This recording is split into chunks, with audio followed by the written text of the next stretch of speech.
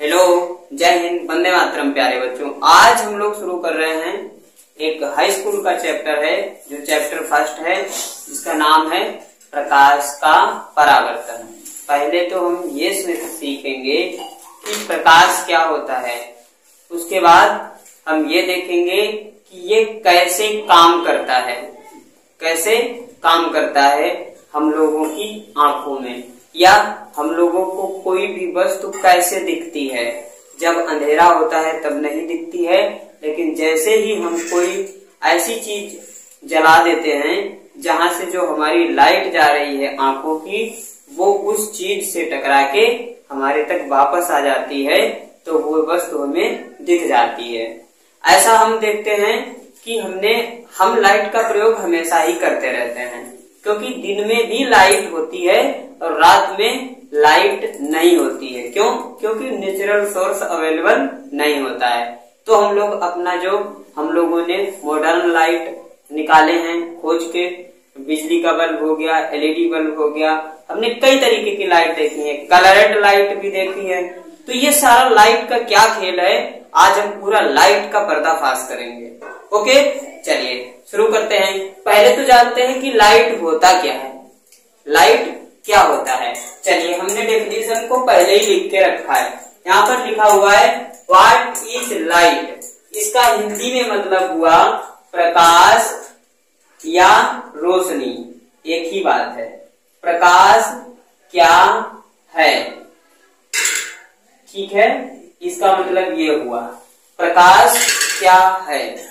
अब हम ये जानते हैं कि ये लाइट है क्या, पहले हम इसको देखते हैं। चलिए, यहाँ पर दिया है लाइट और visible light is electromagnetic radiation that can be perceived by the human आई। इसका मतलब हिंदी में क्या हुआ, प्रकाश एक विद्युत चुंबकीय विकिरण है। क्या है? विद्युत चुंबकीय विकिरण, इलेक्ट्रोमैग्नेटिक रेडिएशन। ठीक है, प्रकाश जो है वो एक विद्युत चुंबकीय विकिरण है। अच्छा, विद्युत क्या होता है, जिसको हम कहते हैं बिजली। हिंदी में हम लोग इसको बिजली कहते हैं, साइंस की भाषा में इसको विद्युत कहा जाता है, और इंग्लिश में इसको इलेक्ट्रो कहा जाता है, इलेक्ट्रो। फिर चुंबकीय चुंबक जानते ही हैं सब, मैग्नेट, इसीलिए इसको चुंबकीय लिखा है, तो यहाँ पर लिख दिया मैग्नेटिक, चुंबकीय हो गया। उसके बाद विकिरण क्या है, विकिरण वो चीज है जो हमारी आंखों से किसी चीज को देखने के लिए हमें सहायता करता है, उसी को हम कहते हैं विकिरण। कि कोई भी चीज जिसकी विकिरण दर कम होती है या ज्यादा होती है, उसी के हिसाब से हमें दिखाई देती है। फिर उसके बाद में कह रहा है रेडिएशन का मतलब होता है तरंग दैर्घ्य, ठीक है। अब रेडिएशन का मतलब है विकिरण, रेडिएशन, इलेक्ट्रोमैग्नेटिक रेडिएशन का मतलब है विकिरण, ये जो लिखा हुआ है, ठीक है।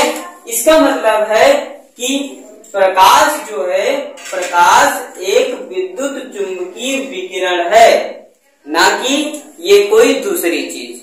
और फिर उसमें क्या है, जिसकी तरंग दैर्घ्य दृश्य सीमा के भीतर होती है। दृश्य सीमा क्या होती है? दृश्य सीमा का मतलब है, मान लीजिए हम किसी भी जगह पर हैं और वहां से हम कुछ दूरी पर देख सकते हैं, अगर पूरा हमारा मौसम साफ होगा तो, और अगर मौसम साफ नहीं है तो हम ज्यादा दूर तक नहीं देख सकते, ठीक है।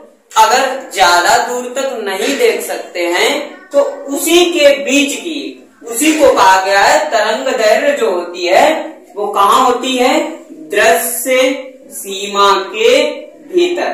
प्यारे बच्चों, इसका मतलब है कि अगर आप यहाँ पर खड़े हुए हैं और आपको यहाँ देखना है और बीच में ढेर सारा कोहरा है, दुनिया भर का धुंध है, धूल है, धुआं है, सब बीच में है, तो हमारी दृश्य सीमा ज्यादा दूर तक नहीं रहती, हम मतलब ज्यादा दूर तक नहीं देख पाते।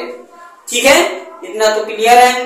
अब जब ज्यादा दूर तक नहीं देख पाएंगे, जहां तक देख सकते हैं, जहां तक देख सकते हैं, जैसे मान लीजिए कि हमने यहीं तक देख पाया, यहाँ पर कोई चीज थी या कोई पेड़ था, वो हमें दिख रहा था ऐसे। ठीक है, ये पेड़ हमें दिख रहा था। अभी ये पेड़ थोड़ा डिम दिख रहा था, तो मतलब इसके कुछ पहले तक हमें दिख रहा होगा। तो यहां से और यहां तक इसके जो बीच की दूरी है, ये वाली, इसी को कहा गया है कि जिसकी तरंग दैर्ध्य है दृश्य सीमा के भीतर। दृश्य सीमा कितनी है? अभी यहाँ से हम यहाँ तक देख सकते हैं। मान लीजिए ये 6 किलोमीटर है। कितना? 6 किलोमीटर। तो और 6 किलोमीटर, वैसे तो हम जब मौसम साफ होता है और आसपास में मतलब सामने पेड़ पौधे ना हो तो हम बहुत दूर तक देख सकते हैं। ठीक है, और लेकिन अगर मौसम साफ नहीं है, हमने यहाँ पर एक उदाहरण के लिए बताया है कि ये एक पेड़ है और इस पेड़ के पास, इस पेड़ तक, ये पेड़ हमें दिख रहा है, तो यहाँ तक की दूरी है 6 किलोमीटर, हमने ऐसा मान लिया है। ठीक है, जब हमने ऐसा मान लिया है कि यहाँ से हमारे पास से इस पेड़ तक की दूरी 6 किलोमीटर की है, तो इसका जो तरंग दैर्ध्य है वो इसी के अंडर में रहेगा, इसी 6 किलोमीटर के भीतर। ठीक है, अब इसके बाद में हम ये भी देखते हैं कि हमारी आंखें किस प्रकार काम करती हैं प्रकाश में। अंधेरा होता है तब हमें कुछ नहीं दिखता, और जब हम उजाले में जाते हैं, मतलब जब लाइट होती है, तब हमें कैसे दिखता है, ये भी देखते हैं आज। इसको थोड़ा सा हटा देते हैं, और ये आपकी डेफिनेशन है, चाहो तो हिंदी में भी लिख सकते हो और इंग्लिश में भी। ठीक है, अभी हम क्या देखेंगे कि जो हमारी आंख है, जो प्रकाश है, उसका रोल क्या है हमारे जीवन में। चलिए, वैसे तो प्रकाश का रोल बहुत है, बहुत ही ज्यादा है, क्योंकि बिना इसके हम कुछ नहीं कर सकते। या यूं कह लो, अगर प्रकाश है मतलब लाइट है और आपकी आंखें ठीक नहीं है या आपको दिखता नहीं है, तब भी एक ही बात है, आपको अंधेरा ही दिखाई देगा। बाहर से कितना भी लाइट जल रहा हो और आपको अगर अच्छे से या बिल्कुल नहीं दिखता है, तो समझ लो आपको अंधेरा ही दिखेगा। और अगर आंखें हैं और आसपास में लाइट नहीं है, तब भी आपको अंधेरा ही दिखेगा, मतलब अंधेरा दोनों तरीके से दिखेगा। जब भी दोनों चीज होंगी तब हमें कोई भी वस्तु दिखाई देगी, मतलब हमारी आंखें भी देख सकती हैं और साथ ही साथ वहां पर उजाला भी, मतलब लाइट भी मौजूद होनी चाहिए, तभी हम देख पाएंगे। ठीक है, चलिए आगे देखते हैं कि जो लाइट है वो हमारे जीवन में किस प्रकार उपयोगी है। कैसे? हम अंधेरे में बैठे हुए हैं, ठीक है, और अंधेरे में अगर हल्का सा लाइट का या किसी भी कलर का जो ब्राइट करता हो, ब्राइट मतलब चमकता हो, जैसे आप बिल्कुल अंधेरे में बैठे हैं और अगर कोई चमकीली चीज, आप चमकीली चीज किसको मानते हैं? कोई भी चमकीली चीज हो जो चमकती हो रात में, जैसे रेडियम। रेडियम धातु है जिसको हम पारा कहते हैं हिंदी में। ठीक है, रेडियम जो होता है वो बहुत ही चमकीला होता है। ये जो रेडियम है ना, ये बहुत चमकीला होता है, बहुत ज्यादा। इसका काम ये कहाँ कहाँ यूज किया जाता है, मतलब कहाँ कहाँ प्रयोग किया जाता है इसका? आपने देखा होगा सड़क की पट्टी, जो सड़क की पट्टी होती है, सड़क की पट्टी जो बीच में लगी होती है, आसपास भी होती है, इसका प्रयोग सड़क की पट्टी में भी किया जाता है। अब वो सड़क की पट्टी पीले रंग की हो तब भी उसमें पड़ा होता है ये रेडियम, और साथ ही साथ इसका जो व्हाइट कलर का अगर है, रोड पे पट्टी पड़ा रहता है नहीं, किनारे और बीच में छोड़ के रहता है कुछ इस टाइप से।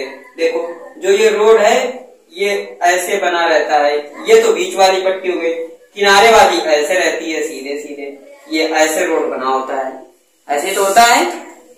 अब इसी के जो चमकीला लगा रहता है, अगर अंधेरा भी होता है या थोड़ी सी भी लाइट लगती है, तो सबसे ज्यादा यही चमकती हैं पट्टियां। इससे पता चल जाता है ड्राइवर को कि इसके बाहर जाओगे तो खतरा है। ठीक है। अब सड़क की पट्टियों में मिलता है, रोड की पट्टियों में मिलता है। साथ ही साथ जो सड़क के बैनर लगे होते हैं, इंडिकेटर, मतलब हमें पता चलता है कि यहाँ से आपका कोई नया नगर पालिका शुरू हो गया है या यहाँ से आप किसी दूसरे राज्य में प्रवेश कर चुके हैं।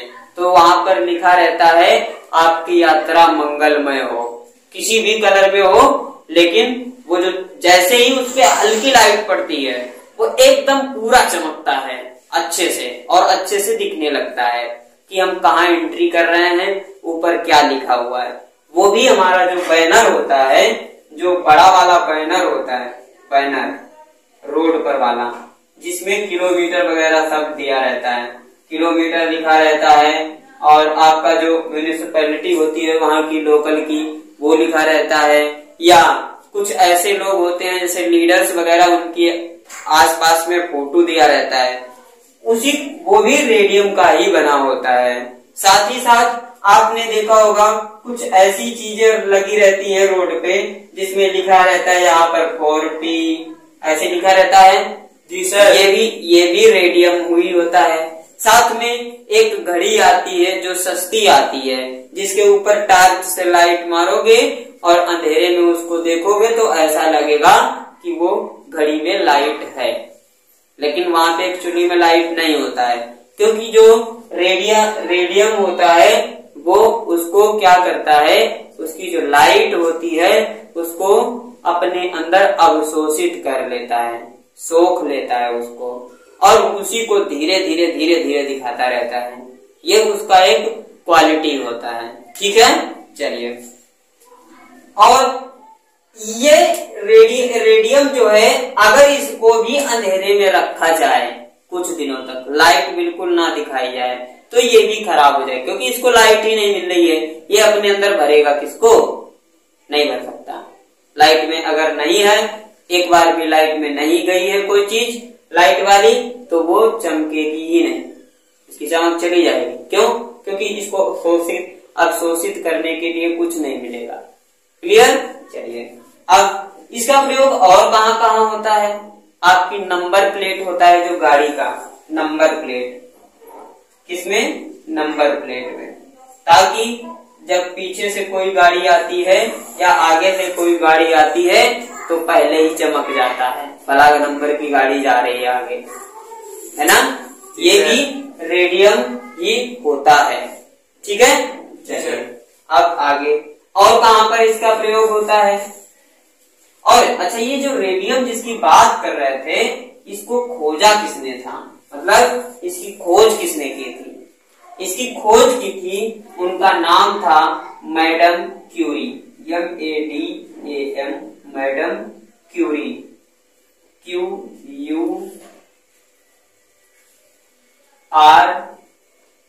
Madam Curie.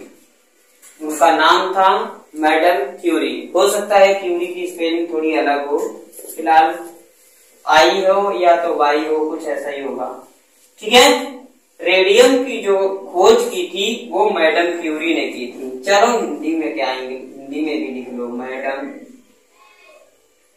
Madam Curie.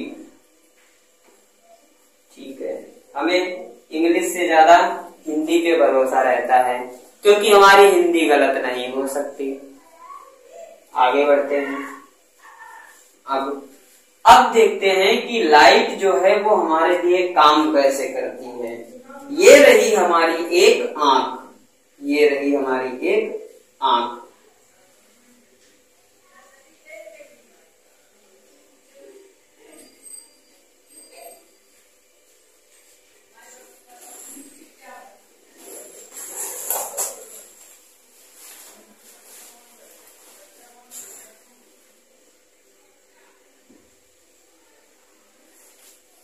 ये रही हमारी आंख, और यहां पर एक रखी हुई है वस्तु। ये रही एक वस्तु जो यहां पर रखी हुई है।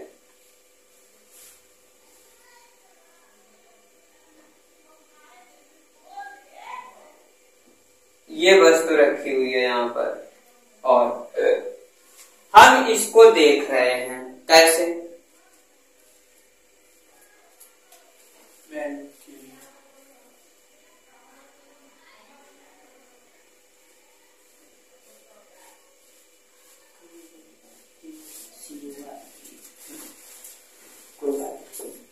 क्यूरी की स्पेलिंग CURIE था, ठीक है। ये क्यूरी का स्पेलिंग है, ये क्यूरी का स्पेलिंग है। चलिए, अब हमारा ये रहा आंख और हम इस वस्तु को देख रहे हैं, तो फिर क्या होगा? हमारी जो लाइट है वो क्या काम कर रही है? ये रही यहां पर लाइट, ठीक है।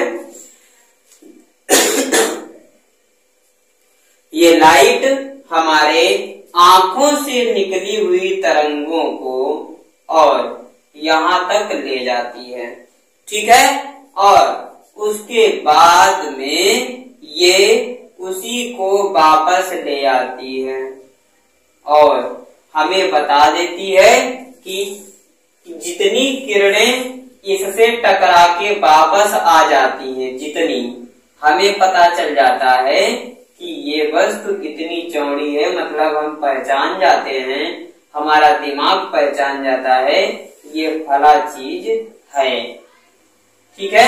जैसे ये, और बाकी की किरणें हैं जो सामने से ऊपर चली जाती हैं, ऐसे ये सारी किरणें ऊपर नीचे ऐसे निकल जाती हैं और जितनी टकरा के वापस आती है उसी से हमें पता चल जाता है कि वो चीज है।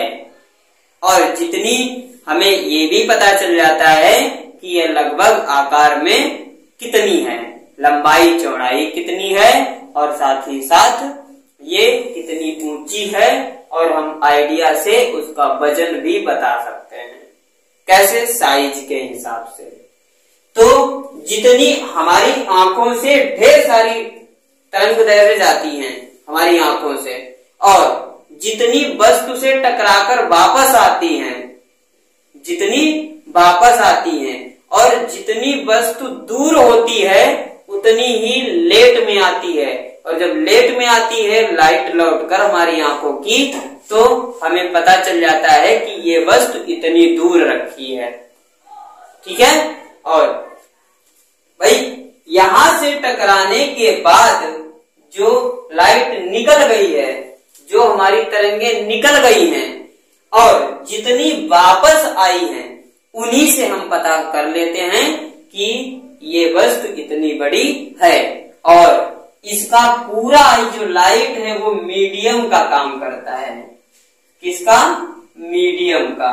मतलब ये तरंगों को ले भी जाती है लाइट और लेकर भी आती है।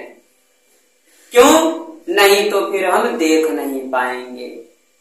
अगर ये लाइट नहीं होती है तो हम तरंगे भेजेंगे अपनी आंखों की, वहां पे कुछ दिखेगा ही नहीं, तरंगे जाएंगी ही नहीं, उसको लेके कौन जाएगा, ठीक है। जैसे हमारी आवाज को हवा लेकर जाती है, अगर हम जहां पर हवा नहीं होती है या बिल्कुल हवा का संपर्क नहीं होता है तो हमें सुनाई नहीं देता। जैसे आप किसी कार में बैठो और सारे शीशे बंद कर लो और कार वाले को बुलाओ बाहर से, अंदर बैठा है और उसने सारे शीशे बंद कर लिए हैं, आप बाहर से बुलाओगे नहीं सुनाई देगा। क्यों नहीं सुनाई देगा? क्योंकि उसका बाहर वाली हवा से उसका कोई कांटेक्ट नहीं है, इसलिए आवाज बाहर नहीं जाती। या बाहर वाला कोई अंदर वाले को बुलाए तब भी नहीं, संभव ही नहीं है, नहीं सुनाई देगा। जब तक कहीं पर भी छोटा या थोड़ा बहुत भी बाहर वाली हवा से संपर्क नहीं होगा, तब तक बिल्कुल भी उसको अंदर वाले को सुनाई नहीं दे सकता। और ये चीज, हाँ सर, अगर गाड़ी अगर कोई कांच हुआ खुला हुआ होगा थोड़ा सा भी, तो हाँ, अगर थोड़ा सा भी खुला हुआ है तो बाहर वाली हवा और अंदर वाली हवा का संपर्क जितना ज्यादा बनेगा उतना ही हमें आवाज जल्दी और साफ सुनाई देगी। और जितना ही कम संपर्क रहेगा, मान लीजिए अगर थोड़ा सा भी शीशा खुला हुआ है गाड़ी का, अगर गाड़ी का शीशा थोड़ा सा भी खुला है तब भी हम अंदर वाले को सुन सकते हैं। लेकिन अगर हमारी डिस्टेंस गाड़ी से थोड़ी दूर हुई तब भी नहीं सुन पाएंगे, क्योंकि वहां तक वो थोड़ी सी हवा वहां तक पहुंच ही नहीं पाएगी। और हवा आवाज को लेके जाती है, और आंखें जो होती हैं हमें दिखता किससे है, वो प्रकाश के माध्यम से। जहां पर हवा नहीं होगी वहां पर हम बोलेंगे वो सुनाई भी नहीं देगा। ठीक है, इतना क्लियर है। और जहां पर लाइट नहीं होगी वहां पर हमें दिखाई नहीं देगा। क्यों? ये हमने अभी आपको दिखाया है। लाइट का काम क्या है कि हमारी आंखों से निकली हुई तरंगों को किसी वस्तु पे टकरा के और उनको वापस हमारी आंखों तक लाने का काम है, और हमें आराम से दिख जाती है वो वस्तु। और अगर ऐसा नहीं होता है, अगर वहां पे लाइट नहीं है तो हमें दिखने का कोई सवाल ही नहीं है, हमें कुछ दिखेगा ही नहीं जब तक वहां पे लाइट नहीं है। ऐसे ही जैसे अभी हमने पीछे बताया था कि जब तक हवा का संपर्क नहीं रहेगा हमारे साथ तो हम बोलेंगे या कोई बोलेगा तो हमें सुनाई भी नहीं देगा। ओके, चलो अब हमें पता चल गया है कि लाइट जो है वो क्या काम करती है हमें देखने के लिए, हमारी लाइफ में लाइट का क्या महत्व है। अब हम देखेंगे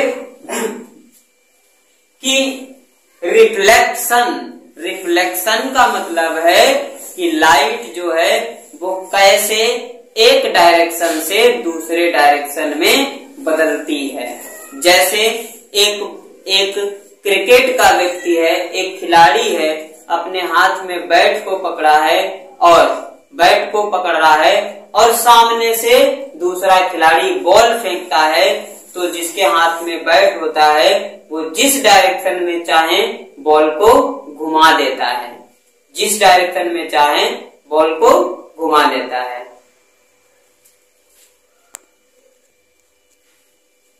चलिए अब हम देखते हैं कि रिफ्लेक्शन ऑफ लाइट क्या होता है।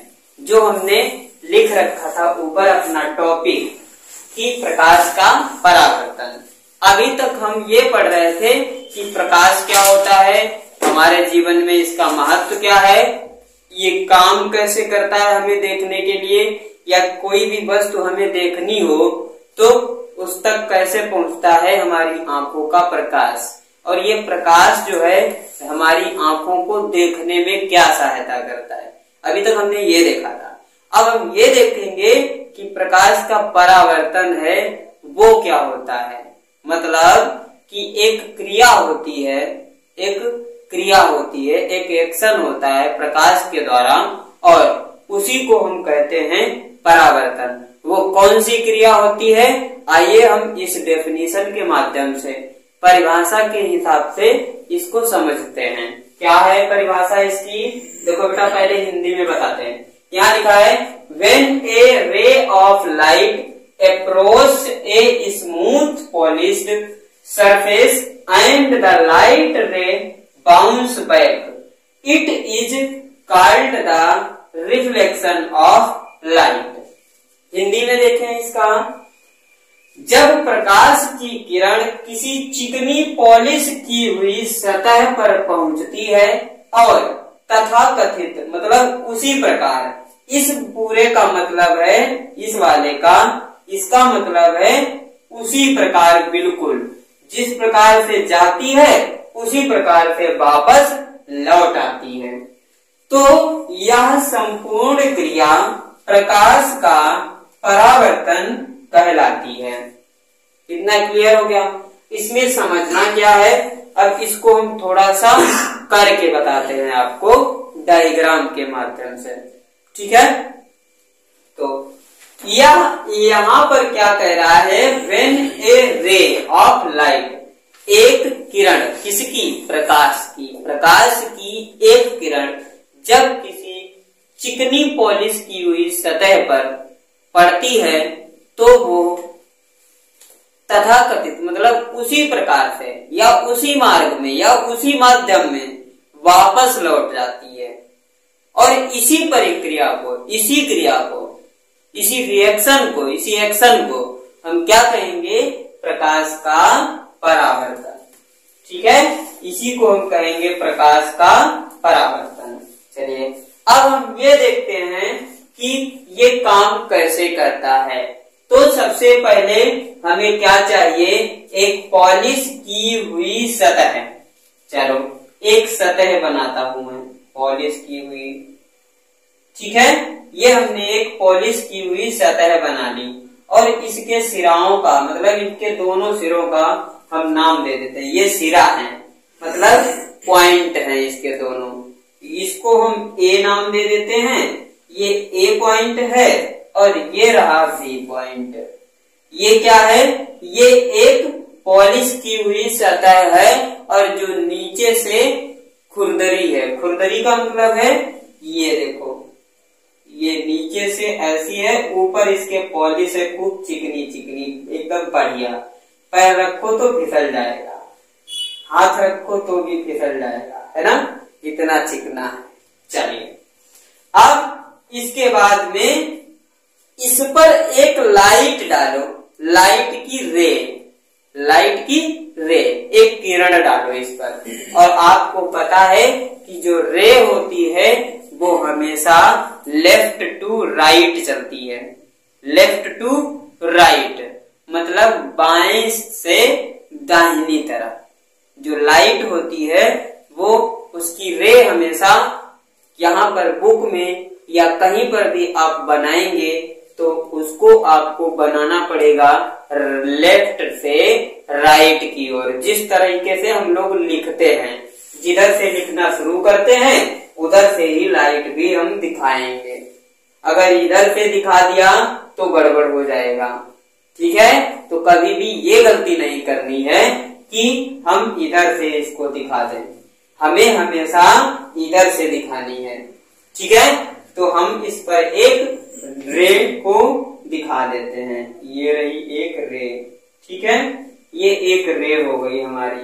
आपके पास पटरी स्केल वगैरह होगा, आप उससे खींचिएगा। मेरे पास स्केल नहीं है तो इसलिए थोड़ा बहुत टेढ़ा हो सकता है।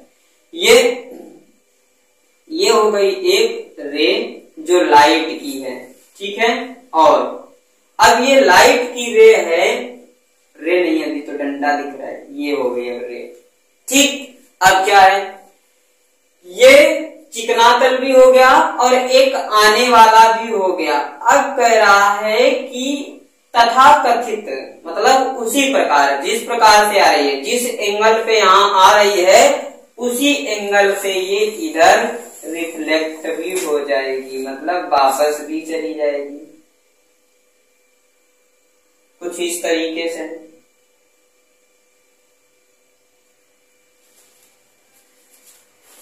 ठीक है, ये कुछ इस तरीके से ये वापस चली जाएगी, ये रिफ्लेक्ट हो रही है क्योंकि यहाँ पे चिकने पे पड़ेगी तो ये टकरा के, यहाँ से टकरा के इधर जा रही है।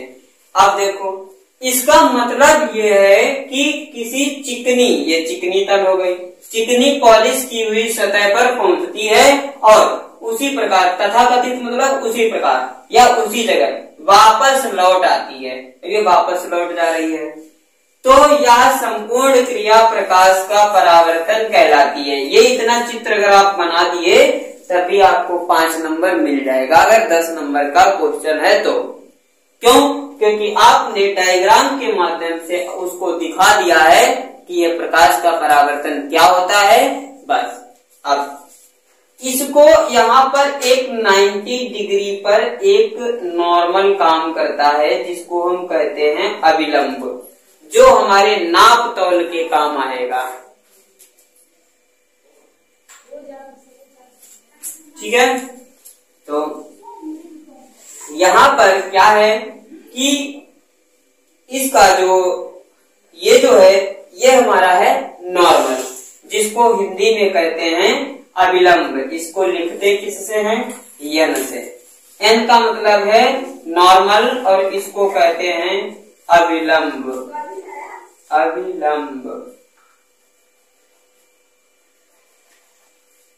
और ये हो गया अविलंब, जिसको हिंदी में कहते हैं नॉर्मल, और इसको एन से ही प्रदर्शित करती हैं, इसलिए हमने नॉर्मल लिख दिया वहां पे। नॉर्मल ये हमारा अविलंब है जो हमारे इस तल से 90 डिग्री का कोण बनाएगा। यही हमें नापने के काम आएगा। जब भी हम आगे देखेंगे तो ये नापने का काम करवाएगा। ठीक है, आगे अब देखिए यहाँ पर क्या है कि जो ये वाली रे है जो आ रही है, यहाँ पर इसको हमने कह दिया ओ बिंदु है ये वाला। यहाँ पर ये तीनों चीजें मिल रही हैं, ये आने वाली किरण, जाने वाली किरण और साथ में अविलंब। तो ये क्या है, इसको हम कहते हैं इंसिडेंट रे, मतलब आपाती किरण, आने वाली आपाती किरण।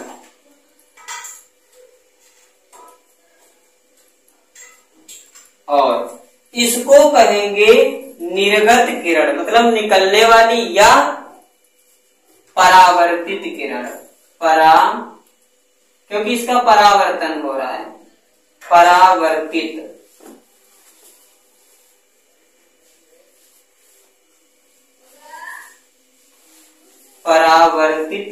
किरण। और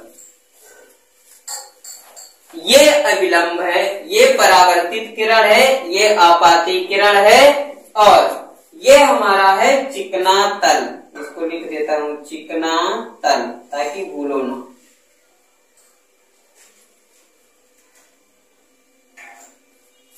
ओके, चलो यहां तक तो बात समझ में आ गई होगी। अब इसके कुछ नियम भी होते हैं। किसके? परावर्तन के नियम भी होते हैं। चलिए आइए हम कुछ नियमों के बारे में देखते हैं कि वो नियम कौन कौन से हैं। अब देखिए, यहां से यहां पर जो एंगल बनेगा, ये जो कोण बनेगा, इसको कहेंगे आपतन कोण। इस वाले कोण को बोलेंगे आपतन कोण। आपतन कोण। और इसको बोलेंगे परावर्तन कोण।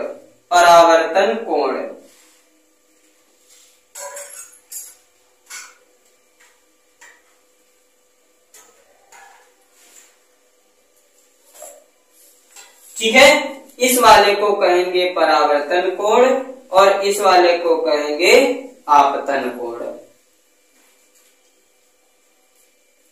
इसको लिखते हैं I से और इसको लिखते हैं R से। ठीक है, परावर्तन कोण को R से लिखते हैं और आपतन कोण को I से लिखते हैं। और इसको इंग्लिश में इंसिडेंट रे कहते हैं और इसको कहते हैं रिफ्लेक्टिव रे। इसको रिफ्लेक्टिव रे क्योंकि परावर्तित हो रही है तो इसको रिफ्लेक्टिव रे बोलते हैं, और इसको इंसिडेंट रे क्योंकि ये आ रही है। ठीक, अब इसके 3 नियम होते हैं। 2 नियम होते हैं, 3 नियम होते हैं? 3 नियम होते हैं। ठीक, चलिए इसके हम नियमों के बारे में जान लेते हैं कि इसके नियम क्या हैं। चलो, अब इसके जो रूल होते हैं, rule of reflection of light, मतलब प्रकाश के परावर्तन के नियम कौन कौन से होते हैं, जरा ये भी ध्यान कर लो। चलो, अब पहला नियम इसका क्या होता है? रूल्स में लिखेंगे, यहां पर लिखेंगे रूल्स, RULES, और इसका मतलब होता है नियम। अच्छा, इसमें जो पहला नंबर होता है वो होता है कि आपाती किरण परावर्तित किरण और अभिलंब तीनों एक ही तल पर होते हैं। आपाती किरण, आपाती किरण, परावर्तित किरण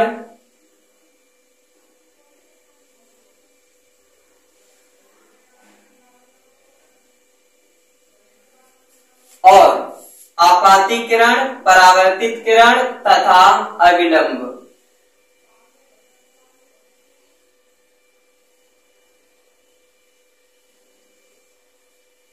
तीनों एक ही तल पर होते हैं।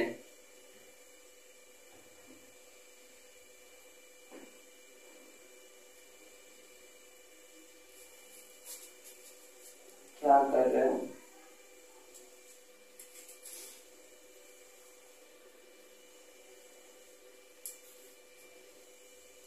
अगर इसको हम हिंदी में लिखना चाहें तो हो जाएगा incidence ray, INCEIDENCE, incidence ray, incidence ray, reflect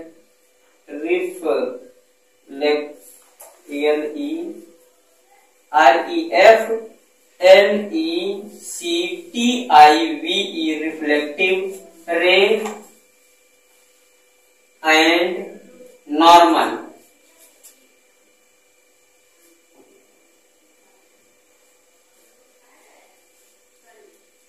are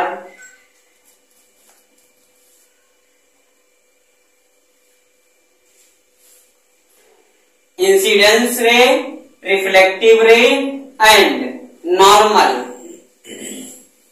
all these present in the present at the one point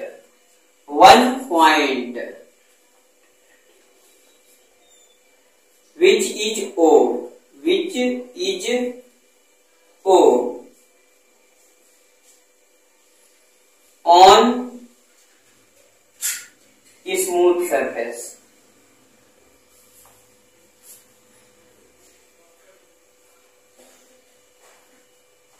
ठीक है, ये इसका पहला रूल हो गया।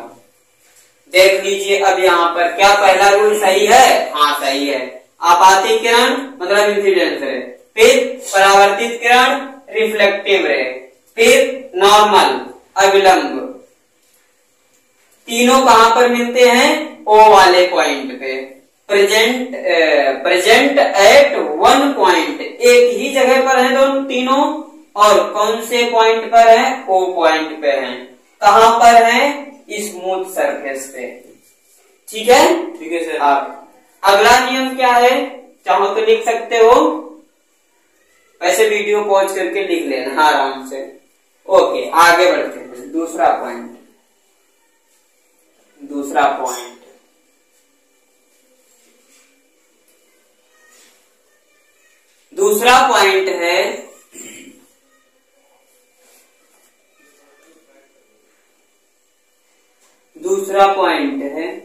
दूसरा पॉइंट है ये जो कोण है, जो I और R,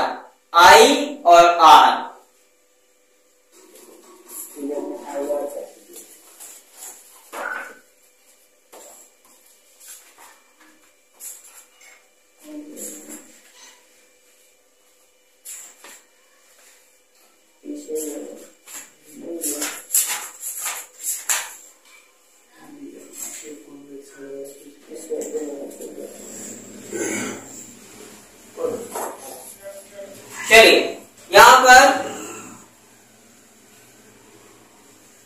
यहां पर कह रहा है कि आपतन कोण, आपतन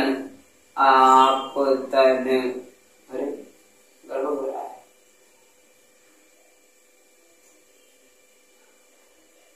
आपतन कोण की ज्या जानते हो, जिसको कहते हैं साइन।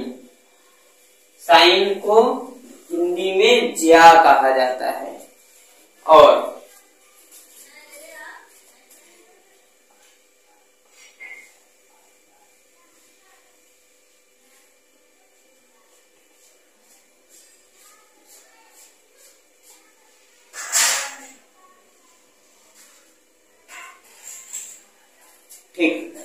आपतन कोण की ज्या तथा परावर्तन कोण की ज्या, परावर्तन कोण की ज्या मतलब साइन का अनुपात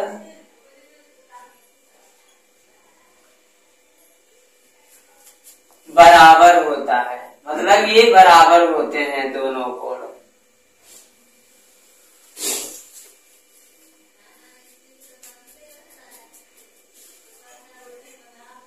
ठीक है, ये हमारा दूसरा नियम था। आपतन कोण की ज्या मतलब इसको लिखेंगे हम साइन आई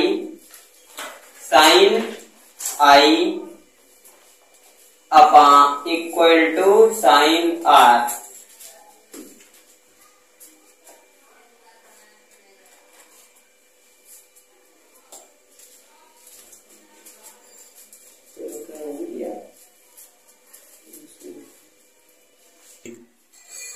हाँ, इसमें देखिए आप लोग कहीं भी देखेंगे तो आपको सिर्फ दो नियम मिलेंगे। मैं आपको आज तीसरा नियम बताता हूं, रिफ्लेक्शन ऑफ लाइट का, जो आज तक आपने शायद कभी सुना हो। चलिए, यहाँ पर क्या होता है कि ये वाली जो रे है, ये वाली, इसकी जो स्पीड है, स्पीड जिस स्पीड से आ रही है और ये जिस स्पीड से इधर वाली जा रही है, और साथ ही साथ इसका जो रेडिएशन होता है, रेडिएशन मतलब विकिरण, तरंग, वेवलेंथ,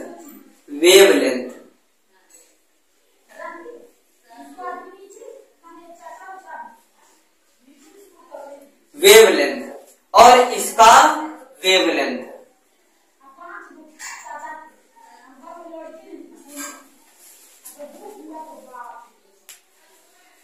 ठीक है।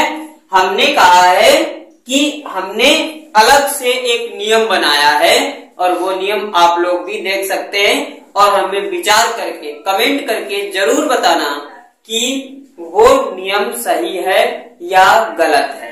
क्या है नियम, हम बता रहे हैं यहाँ पर। हमने ये इतना तो हमने पढ़ा ही था, आज तक हम पढ़ते आ रहे हैं इतना। हमने इसमें ये वाला जोड़ा है, ये चीज, और इधर भी वही है, ठीक है। ये चीज हमने जोड़ा है कि इसका मतलब क्या है, जितनी स्पीड और तरंग दैर्घ्य आने पर होगी आपाती किरण की, मतलब इंसिडेंस रे की जितनी भी स्पीड और तरंग दैर्घ्य वेवलेंथ होगी, उतनी ही स्पीड और तरंग दैर्घ्य, स्पीड और तरंग दैर्घ्य मतलब चाल और तरंग दैर्घ्य, स्पीड और वेवलेंथ किसकी होगी, परावर्तित किरण की, जिसको हम रिफ्लेक्टिव रे कहते हैं। मतलब जिस स्पीड से ये इधर से आएगी, जो इसका तरंग दैर्घ्य होगा, उसी तरंग दैर्घ्य और उसी स्पीड से ये रिफ्लेक्शन के बाद भी जाएगी, ठीक है। तो इसीलिए हमने यहाँ पर एक नया नियम जोड़ दिया। आपको कमेंट करके बताना है कि रिफ्लेक्शन के 3 नियम में ये तीसरा नियम आपको हमारे द्वारा बनाया गया कैसा लगा, ठीक है। चलिए आगे अब हम देखते हैं 44।